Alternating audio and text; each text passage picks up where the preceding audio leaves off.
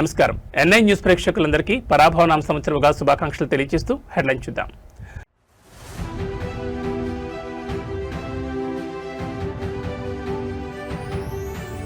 తెలుగులో ప్రధాని మోడీ ఉగాది శుభాకాంక్షలు. కొత్త ఏడాదిలో కొత్త వెలుగులు నిండాలని విశేష్.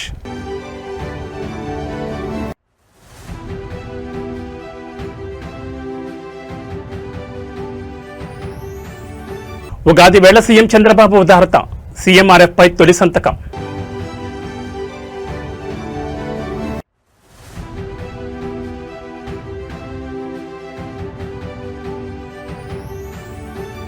కల్వకుంట్ల కవిత కొత్త పార్టీ పేరు ఫిక్స్. రంగంలోకి తెలంగాణ ప్రజా జాగృతి.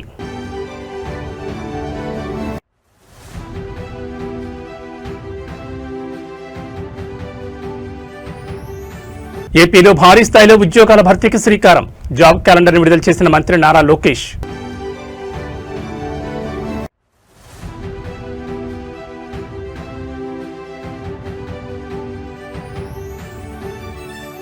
ఉగాది వేళ తిరుమలలో భక్తుల రద్దీ. సర్వదర్శనానికి 12 గంటల సమయం.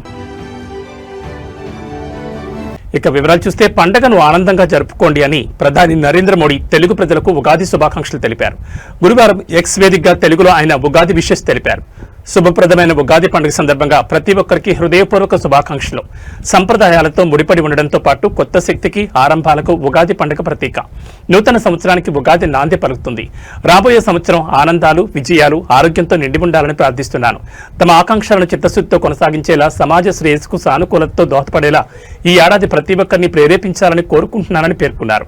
అలాగే తెలంగాణ ముఖ్యమంత్రి రేవంత్ రెడ్డి, ఆంధ్రప్రదేశ్ ముఖ్యమంత్రి చంద్రబాబు నాయుడు, డిప్యూటీ సీఎం పవన్ కళ్యాణ్ ప్రజలకు ఉగాది పండుగ శుభాకాంక్షలు తెలిపారు. షడ్రుచులతో జీవనతత్వాన్ని, సరికొత్త ఆలోచనతో నూతన వసంతాన్ని ఆవిష్కరించే వశస్సు ఉగాది అని సీఎం రేవంత్ రెడ్డి వెల్లడించారు. ఈ నూతన సంవత్సరం అందరి జీవితాల్లో కొత్త వెలుగులు తేవాలని సీఎం చంద్రబాబు విషెస్ తెలిపారు. తెలుగు నూతన సంవత్సరం ఉగాది పండుగలను పురస్కరించుకుని సీఎం చంద్రబాబు నాయుడు పేదల పట్ల తనకున్న మక్కువను చాటుకున్నారు. రాష్ట్రం ఆర్థిక ఇబ్బందుల్లో ఉన్నప్పటికీ ఆపదలో ఉన్న నిరుపేదలను ఆదుకోవడమే లక్ష్యంగా ఆయన ముఖ్యమంత్రి సహాయ నిధి దస్త్రంపై ఈరోజు తొలి సంతకం చేశారు. దీని ద్వారా సుమారు 6,787 మంది లబ్ధిదారులకు 55.63 కోట్ల ఆర్థిక సాయాన్ని విడుదల చేస్తూ నిర్ణయం తీసుకున్నారు. పండగ పూట వేల కుటుంబాల్లో వెలుగులు నింపుతూ సీఎం తీసుకునే ఈ నిర్ణయంపై సర్వత్రా హర్షం వ్యక్తమవుతోంది. ముఖ్యమంత్రిగా బాధ్యతలు చేపట్టిన గత 21 నెలల కాలంలో చంద్రబాబు నాయుడు సీఎంఆర్ఎఫ్ ద్వారా రికార్డు స్థాయిలో 1,36,240 మందికి అండగా నిలిచారు. క్లిష్ట పరిస్థితుల్లోనూ పేదలకు మెరుగైన వైద్యం, ఇతర అవసరాల కోసం నిధుల విడుదలలో ఎక్కడా వెనుకాడడం లేదు. కాగా ఉగాది పండుగను పురస్కరించుకుని ముఖ్యమంత్రికి తిరుమల తిరుపతి దేవస్థానం, విజయవాడ కనకదుర్గమ్మ ఆలయ వేద పండితులు ఆశీర్వచనాలు అందజేశారు. రాష్ట్రం సుభిక్షంగా ఉండాలని, ప్రజలందరూ సుఖ సంతోషాలతో వర్ధిల్లాలని ఈ సందర్భంగా అర్చకులు ఆకాంక్షించారు.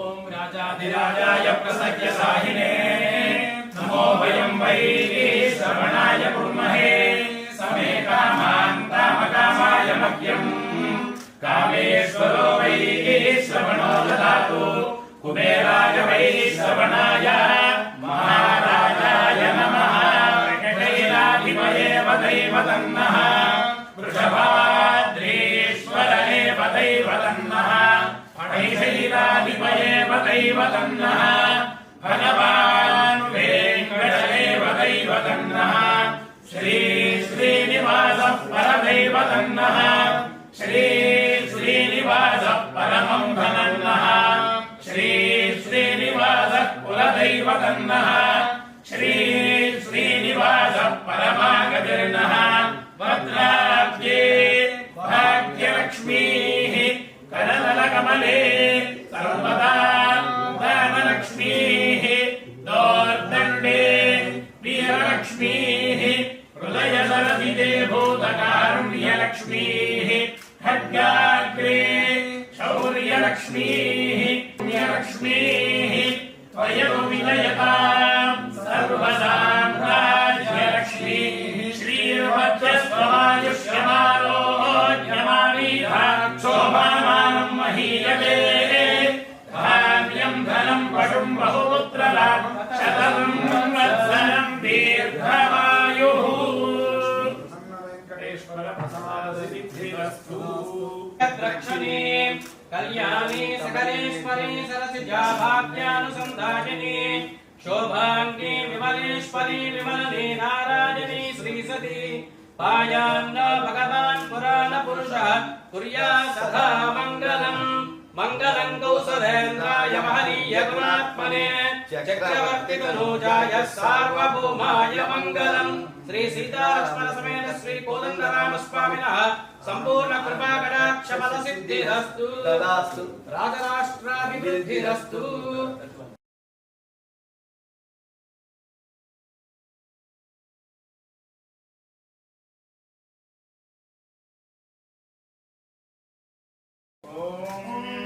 सर्वमेव सर्वमो सर्वमेव तेन तेनैव सर्वमो सर्वमेव तेन एव तेन तेनैव तेन आप्नोत्याप्नोति तेनैव तेन आप्नोति आप्नोति सर्वमो सर्वमाप्नोत्याप्नोति सर्वं देवि देवि सर्वशत्रुपीडा परिहार द्वारा जय जय सर्वस्वरूपे सर्वेशे सर्वशक्ति समन्विते भयेभ्यस्त्राहिनो देवि दुर्गे देवि नमोऽस्तुते शयमानं भवति शरायः पुनः सदेन्द्रियाय शिवेन्द्रिये प्रतिष्ठति नगरविज्ञानिका परदेवता सिद्धिरस्तु तथास्तु पराभवनाम संवत्सर शुभाकांक्षलु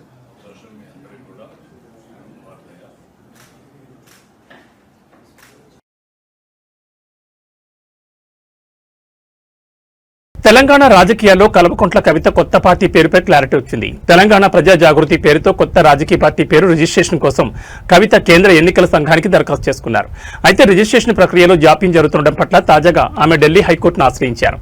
ఈ ఏడాది జనవరి 23న తెలంగాణ ప్రజా జాగృతి పేరుతో రిజిస్ట్రేషన్ కోసం సిఈసికి దరఖాస్తు చేసుకోగా ఈసీఐ వైపు నుంచి చర్యలు లేకపోవడంతో తమ దరఖాస్తును కేంద్ర ఎన్నికల సంఘం వేగంగా పరిశీలించి నిర్ణయం వెలువరించేలా ఆదేశాలు జారీ చేయాలని కోరుతూ తాజాగా కవిత హైకోర్టును ఆశ్రయించారు. కవిత పిటిషన్పై ఇవాళ ఢిల్లీ హైకోర్టు విచారణ జరపనుంది. అయితే కవిత చేసిన దరఖాస్తులను పరిశీలించి ఎన్నికల సంఘం అందులో పలు సాంకేతిక లోపాలున్నాయని ఈసీఐ తెలిపింది. ఈ విషయాన్ని కవితకు ఫిబ్రవరి 23నే సమాచారం పంపించామని ఈసీఐ తరపు న్యాయవాది ఫిబ్రవరి 27న విచారణ సందర్భంగా ఢిల్లీ హైకోర్టుకు తెలిపినట్టు సమాచారం.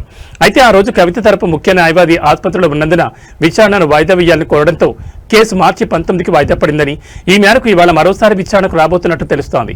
బీఆర్ఎస్ లో జరిగిన పరిణామాల అనంతరం సొంత రాజకీయ పార్టీ ఏర్పాటు చేయబోతున్నట్లు ఈ ఏడాది జనవరిలోనే కవిత ప్రకటించారు. ఉగాది నాటికి కొత్త పార్టీ అనౌన్స్ చేస్తారని కూడా స్పష్టం చేశారు. అయితే ఈ మేరకు కసరత్తు జరిగిన రిజిస్ట్రేషన్లో జాప్యం కారణంగా పార్టీ ప్రకటనలో జాప్యం జరిగినట్టు తెలుస్తోంది. ప్రస్తుతం జాగృతి పేరుతో కార్యక్రమాలు నిర్వహిస్తున్నప్పటికీ అది రాజకీయ పార్టీ కాకపోవడంతో అందరి దృష్టి కవిత కొత్త పార్టీపైనే ఉంది. రిజిస్ట్రేషన్ ప్రక్రియ అంతా పూర్తయి అధికారికంగా పార్టీ ప్రకటన జరిగితే తెలంగాణ రాజకీయాల్లో కొత్త పార్టీ పురుడు పోసుకుంటోంది. అయితే కవిత ఏర్పాటు చేయబోతున్న పార్టీ పేరుతో తెలంగాణ పేరు ఉండడంతో బీఆర్ఎస్ ను టార్గెట్ గా ఆమె కసరత్తు ఉండబోతుందనే చర్చ జరుగుతోంది. గతంలో తెలంగాణ రాష్ట్ర సమితిగా ఉన్న పార్టీ ఆ తర్వాత తన పేరులో తెలంగాణ పదం లేకుండా భారత రాష్ట్ర సమితిగా మార్చుకున్నారు. అప్పటి నుంచి తెలంగాణతో బీఆర్ఎస్ కు పేగుబంధం తెగిపోయిందనే విమర్శలు వస్తున్నాయి. మరి ఇప్పుడు కవిత తన పార్టీ పేరులో తెలంగాణ పేరు ఉండేలా జాగ్రత్తలు తీసుకుంటుండటంతో రాష్ట్ర రాజకీయాల్లో కవిత పార్టీ ఆసక్తిని రేపుతోంది.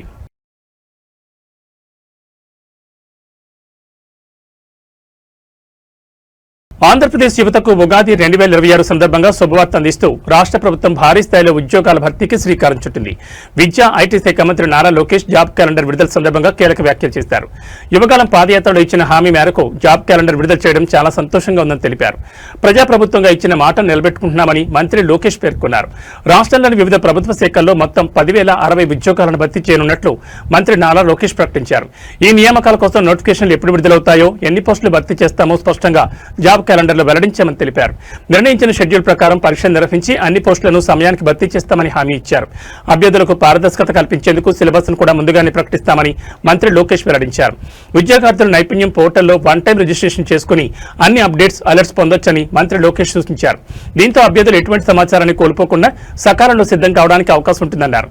ఇకపై ప్రతి సంవత్సరం ఉగాది సందర్భంగా ఉద్యోగాల ప్రకటన పండుగలు నిర్వహిస్తామని తెలిపారు. యువతకు ఉపాధి అవకాశాలు కల్పించడం ప్రభుత్వ ప్రధాన లక్ష్యమని స్పష్టం చేశారు. చివరిగా రాష్ట్రంలోని ఉద్యోగార్థులందరికీ ఉగాది శుభాకాంక్షలు తెలుపుతూ పోటీ పరీక్షలకు సిద్ధం కావాలని మంత్రి సూచించారు.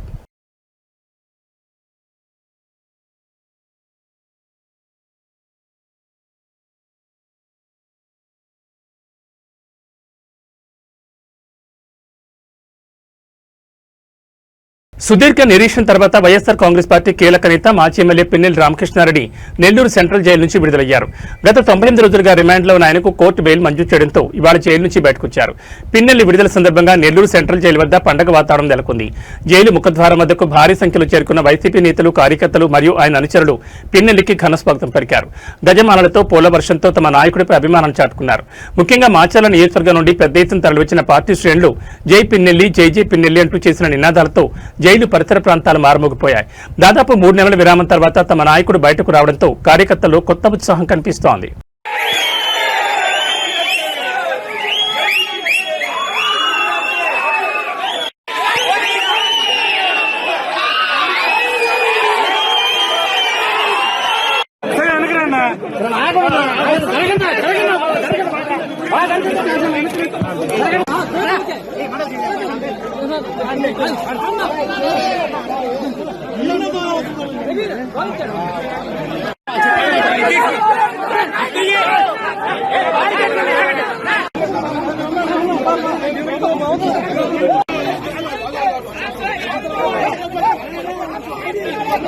తెలుగు నూతన సంవత్సరాది ఉగాది పర్వదినాన్ని పురస్కరించుకుని తెలంగాణ భవన్లో వేడుకలు అంబరాన్నంటాయి. బీఆర్ఎస్ పార్టీ కార్యాలయంలో ఏర్పాటు చేసిన ఈ వేడుకల్లో పండగ కళ ఉట్టిపడింది. పార్టీ వర్కింగ్ ప్రెసిడెంట్ కేటీఆర్ ఈ వేడుకల్లో పాల్గొని పార్టీ శ్రేణులకు, రాష్ట్ర ప్రజలకు ఉగాది శుభాకాంక్షలు తెలిపారు. ఈ కార్యక్రమంలో కేటీఆర్తో పాటు పార్టీకి చెందిన ముఖ్య ఎమ్మెల్యేలు, ఎమ్మెల్సీలు మరియు సీనియర్ నాయకులు పాల్గొన్నారు. వేద పండితుల మంత్రోచ్చారణల మధ్య పంచాంగ శ్రవణం నిర్వహించారు. రాబోయే కాలంలో పార్టీ భవిష్యత్తు, రాష్ట్ర పరిస్థితులపై పండితులు వివరించారు. ఈ సందర్భంగా కేటీఆర్ మాట్లాడుతూ ఉగాది పచ్చడిలోని షడ్రుచుల మాదిరిగానే జీవితంలో కష్టసుఖాలను సమానంగా స్వీకరిస్తూ ముందుకు సాగాలని పిలుపునిచ్చారు. కార్యకర్తలతో కలిసి ఆయన ఉగాది పచ్చడిని స్వీకరించి వారితో కాసేపు ముచ్చటించి ఉత్సాహాన్ని నింపారు. తెలంగాణ భవన్కు భారీగా తరలివచ్చిన కార్యకర్తలతో ఆ ప్రాంతమంతా గులాబీమయంగా మారింది. రాజకీయాలకు అతీతంగా పండుగను జరుపుకోవడం విశేషం.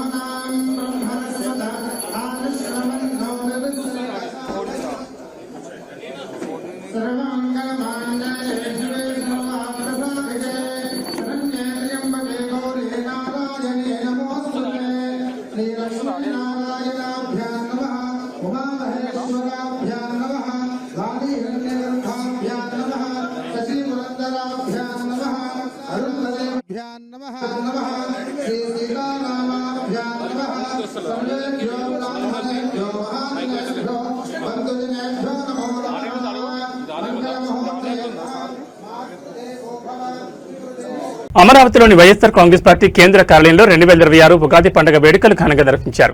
ఈ కార్యక్రమానికి పార్టీ అధినేత, మాజీ ముఖ్యమంత్రి వైఎస్ జగన్మోహన్ రెడ్డి తన సతీమణి వైఎస్ భారతి సమేతంగా హాజరై ప్రత్యేక ఆకర్షణగా నిలిచారు. ఉగాది వేడుకల సందర్భంగా జగన్ దంపతులు ప్రత్యేక పూజలు నిర్వహించారు. అనంతరం పంచాంగ శ్రవణం కార్యక్రమం జరిగింది. ప్రముఖ పండితులు భాస్కర్ సుబ్రహ్మణ్య సిద్ధాంతి పరాభవనామ సంవత్సరానికి సంబంధించిన పంచాంగాన్ని వినిపించారు. ఈ సందర్భంగా ఆయన చేసిన వ్యాఖ్యలు పార్టీ నాయకులు ఉత్సాహాన్ని నింపాయి. పరాభవనామ సంవత్సరంలో వైసీపీకి అనుకూల ఫలితాలుంటాయని భాస్కర్ సుబ్రహ్మణ్య సిద్ధాంతి తెలిపారు. చిన్న ప్రయత్నం చేసినా పెద్ద ఫలితాలు సాధ్యమవుతాయని, ఈ సంవత్సరం పార్టీకి ఒక మంచి పునాది పడే అవకాశం ఉందని పేర్కొన్నారు. ఈ వ్యాఖ్యలు అక్కడున్న నాయకులు, కార్యకర్తల్లో నూతనోత్సాహాన్ని కలిగించాయి. కార్యక్రమం అనంతరం పండితులు జగన్, భారతీ దంపతులకు వేదాశీర్వచనం అందించారు. ఉగాది పండుగను పురస్కరించుకుని నిర్వహించిన ఈ వేడుకలు పార్టీ కార్యాలయంలో ఆధ్యాత్మిక వాతావరణాన్ని సృష్టించాయి. ఉగాది సందర్భంగా ఇక్కడున్న పార్టీ నాయకులు, కార్యకర్తలే కాక రాష్ట్రంలో మిగిలిన చోట్ల ఉన్న కూడా నాయకులు, కార్యకర్తలే కాక రాష్ట్ర ప్రజలందరికీ కూడా, తెలుగు వారందరికీ కూడా, ఎక్కడున్నా కూడా అందరికీ కూడా ఈ ఉగాది సందర్భంగా అందరికీ మనస్ఫూర్తిగా శుభాకాంక్షలు తెలియజేసుకుంటాను. తెలంగాణ రాష్ట్ర ప్రభుత్వ ప్రధాన కార్యదర్శి కె రామకృష్ణారావు పదవీ కాలంపై గత కొన్ని రోజులుగా సాగుతున్న ఊహాగానాలకు తెరపడింది. ఆయన సర్వీసును మరో 3 నెలల పాటు పొడిగిస్తూ కేంద్ర ప్రభుత్వం కీలక నిర్ణయం తీసుకుంది. ఈ మేరకు కేంద్రం నుంచి రాష్ట్ర ప్రభుత్వానికి అధికారిక ఉత్తర్వులు అందాయి. తాజా పొడిగింపుతో రామకృష్ణారావు జూన్ నెలాఖరు వరకు తెలంగాణ సీఎస్గా బాధ్యతలు నిర్వహించనున్నారు. వాస్తవానికి ఆయన గత ఏడాది ఆగస్టు 31నే పదవి విరమణ చేయాల్సి ఉంది. అయితే రాష్ట్రంలో పాలనాపరమైన అవసరాలు, కీలక ప్రాజెక్టుల అమలు దృష్ట్యా ఆయన సేవలు మరికొంతకాలం అవసరమని భావించిన రేవంత్ సర్కార్ గతంలోనే 7 నెలల పొడిగింపు కోరింది. ఆ గడువు ఈ ఏడాది ఏడాది మార్చి 31తో ముగినుండడంతో ఆయన పదవీ కాలాన్ని మరోసారి పొడిగించాలని ప్రభుత్వం మరోసారి కేంద్రానికి విన్నవించింది. దీనిపై సానుకూలంగా స్పందించిన కేంద్రం మరో 3 నెలలు పొడిగించింది. రాష్ట్రాల్లో ప్రస్తుతం అనేక సంక్షేమ పథకాలు, ముఖ్యంగా రైతు భరోసా నిధుల విడుదల, ఆయిల్ ఫామ్ ఫ్యాక్టరీల ప్రారంభం వంటి కీలక ఘట్టాలు జరుగుతున్న తరుణంలో సీఎస్ మార్పు సరికాదని ప్రభుత్వం భావించినట్టు తెలుస్తోంది. రామకృష్ణారావుకున్న అనుభవం దృష్ట్యా ఆయన కొనసాగింపు ప్రభుత్వానికి పెద్ద ఊరటనిచ్చే అంశం. ఎన్టీఆర్ జిల్లా పెనుగంచిప్రోలు మండలంలో అకాల వర్షం పెను విషాదాన్ని నింపింది. నిన్న కురిసిన అకస్మాత్తు వర్షం భారీ గాలులకు వందలాది ఎకరాల్లో పంట నష్టం సంభవించింది. చేతికి అందాల్సిన పంట కళ్ల ముందే నేల పాలవడంతో అన్నదాతలు కన్నీరు మున్నీరవుతున్నారు. పెనుగంచిప్రోలు పరిసర ప్రాంతాల్లో గాలివాన బీభత్సం సృష్టించింది. ముఖ్యంగా వందలాది ఎకరాల్లో సాగు చేసిన అరటి, బొప్పాయి తోటలు పూర్తిగా నేల కురికాయి. చెట్లు విరిగిపడి కాయలు బురద పాలవడంతో కోలుకూరని దెబ్బ తగిలిందని రైతులు వాపోతున్నారు. అప్పులు తెచ్చి ఎంతో కష్టపడి సాగు చేసిన పంట కోతకొచ్చే సమయంలో ఇలా ప్రకృతి ప్రకోపానికి గురికావడంతో రైతులు దిక్కుతోచని స్థితిలో ఉన్నారు. ఎకరాకు లక్షలాది రూపాయలు పెట్టుబడి పెట్టామని, ఇప్పుడు తమను ప్రభుత్వమే ఆదుకోవాలని వారు డిమాండ్ చేస్తున్నారు. రెవెన్యూ అధికారులు వెంటనే స్పందించి పంట నష్టం అంచనా వేయాలని వేడుకుంటున్నారు.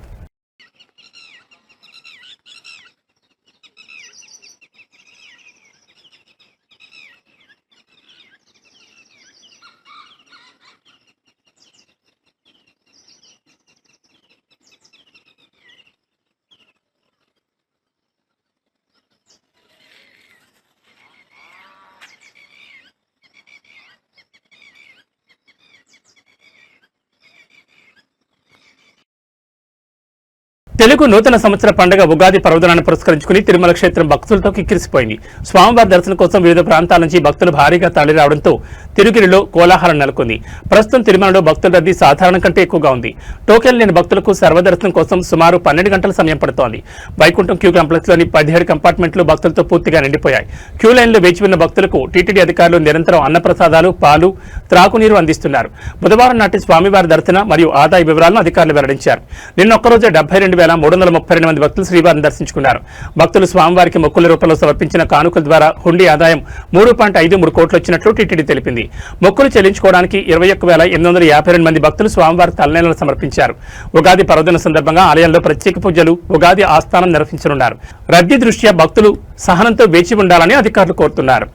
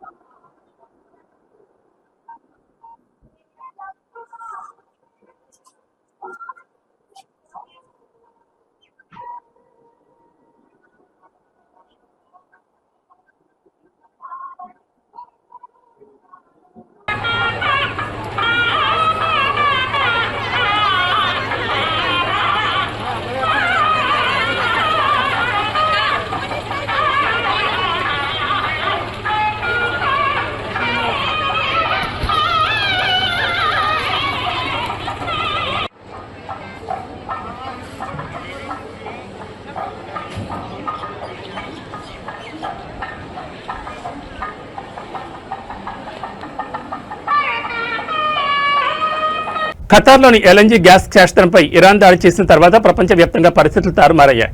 అంతర్జాతీయ మార్కెట్లతో పాటు దేశీయ మార్కెట్లు ఘోరంగా పతనమయ్యాయి. అంతేకాకుండా మరోసారి మధ్యప్రాచ్యంలో తీవ్ర ఉద్రిక్తతలు చోటు చేసుకున్నాయి. ఇలాంటి తరుణంలో బంగారం, వెండి ధరలపై తీవ్ర ప్రభావం పడుతుందని అంతా భావించారు. కానీ అందుకు భిన్నంగా ధరలు రివర్స్ అయ్యాయి. వెండి, బంగారం ధరలు దిగిరావడం మగువలకి ఇది శుభపరిణామంగానే చెప్పొచ్చు. అంతేకాదు, పెళ్లిళ్ల సీజన్లో సామాన్యులకు భారీ ఊరటనే చెప్పక తప్పదు. ఈ రోజు తులం బంగారంపై 2,780 రూపాయలు తగ్గగా కిలో వెండిపై 5,000 తగ్గింది. తులం గోల్డ్పై 2,780 తగ్గడంతో బులియన్ మార్కెట్లో 24 క్యారెట్ల 10 గ్రాముల బంగారం ధర 1,54,640 దగ్గర ట్రేడ్ అవుతోంది. ఇక 22 క్యారెట్ల 10 గ్రాముల బంగారం ధర 2,550 రూపాయలు తగ్గడంతో 1,41,750 దగ్గర అమ్ముడవుతోంది. ఇక 18 క్యారెట్ల 10 గ్రాముల బంగారం ధరపై 2,090 రూపాయలు తగ్గడంతో 1,15,980 దగ్గర ట్రేడ్ అవుతోంది. ఈ రోజు సిల్వర్ ధర కూడా ఊరట కలిగించింది. ఈ రోజు కిలో వెండి ధరపై ఏకంగా 5,000 తగ్గడంతో బులియన్ మార్కెట్లో కిలో వెండి 2,60,000 దగ్గర అమ్ముడవుతోంది. హైదరాబాద్, చెన్నైలో మాత్రం కిలో వెండి ధర 2,65,000 దగ్గర ట్రేడ్ అవుతోంది. ఢిల్లీ, కోల్కతా, ముంబై, బెంగళూరులో మాత్రం కిలో వెండి ధర 2,60,000 దగ్గర అమ్ముడవుతోంది. అంతర్జాతీయ రాజకీయ పరిణామాలు భారతీయ స్టాక్ మార్కెట్ను కుదిపేస్తున్నాయి. ఇరాన్, ఇజ్రాయెల్ మధ్య రాజుకున్న యుద్ధ జ్వాలలు, అమెరికా జోక్యం, చమురు ధరల పెరుగుదల వంటి అంశాలు ఇన్వెస్టర్లకు కొంపముంచాయి. ఇవాళ ట్రేడింగ్ ప్రారంభం కావడమే భారీ నష్టాలతో మొదలైంది. ఇరాన్ చమురు కేంద్రాలపై దాడులు మార్కెట్ను మరింత భయపెట్టాయి. బ్రెంట్ క్రూడ్ ఆయిల్ ధర ఒక్కసారిగా $110 మార్కును దాటింది. భారత్ తన చమురు అవసరాల కోసం దిగుమతులపై ఆధారపడుతోంది. ధరల పెరుగుదల ఆర్థిక వ్యవస్థపై భారం చూపుతోంది. యుద్ధం కారణంగా రూపాయి విలువ చారిత్రాత్మక కనిష్ట స్థాయికి పడిపోయింది. ఇది దిగుమతులను మరింత ప్రియం చేస్తూ ద్రవ్యోల్బణానికి దారితీసే అవకాశాన్ని చూపుతోంది. మరోవైపు అమెరికా, జపాన్ మార్కెట్లు భారీగా నష్టపోవడంతో భారతీయ మార్కెట్లలో కూడా అమ్మకాల ఒత్తిడి పెరిగింది. దీంతో కొన్ని గంటల్లో ఇన్వెస్టర్ల సంపద దాదాపు 8 లక్షల కోట్ల ఆవిరైపోయింది. బ్యాంకింగ్, ఆటోమొబైల్, కన్జ్యూమర్ సెక్టర్ షేర్లు తీవ్రంగా దెబ్బతిన్నాయి. కేవలం డిఫెన్స్, ఆయిల్, ఎక్స్ప్లోరేషన్ షేర్లు మాత్రమే స్వల్పంగా నిలదొక్కున్నాయి. ఇవి బులెటిన్ విశేషాలు. మరో బులెటిన్లో మళ్ళీ కలుసుకుందాం. నమస్కారం.